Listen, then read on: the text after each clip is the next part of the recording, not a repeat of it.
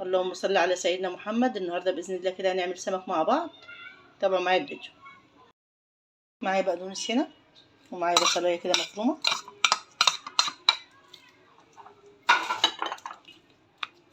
معايا ديت هريسه شطه حراقه. هنا حطينا هريسه حاميه وحطيت توم كده.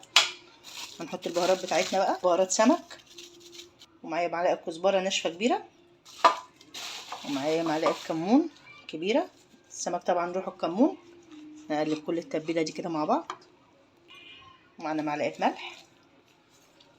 كله كده التتبيله كده مع بعض اهو. معانا ليمونتين كبار كده هنعصرهم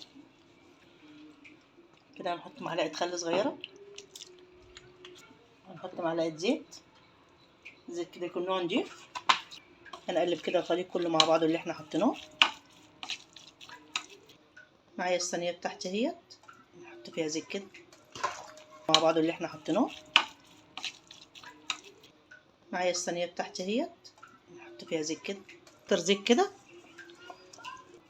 معايا طماطم كده، هنقطع طماطميتين،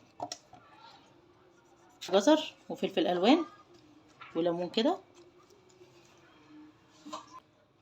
حطينا كده، ظبطنا كده الفلفل والحاجه اهي. نجيب بقى السمك. معنا السمك بتاعنا اهوت، غسلينه زي الفل كده من جوه اهوت، منشفينه خالص من الميه. هنا هنفتح السمك كده فتحه بالورب كده، فتحتين اتنين كده بس اهو. ماشي. هنجيب بقى الخلطه بتاعتنا، هنحشي بيها السمك من جوه اهيت،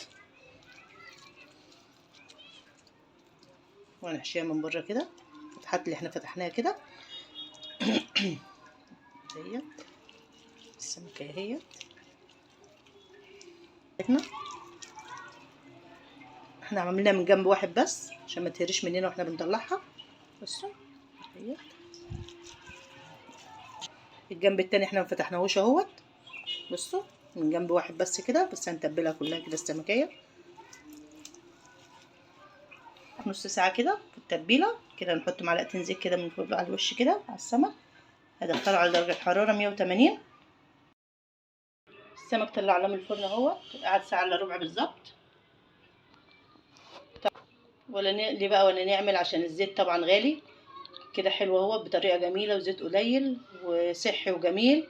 جربوا تشتركوا في القناه وتدعموني بلايك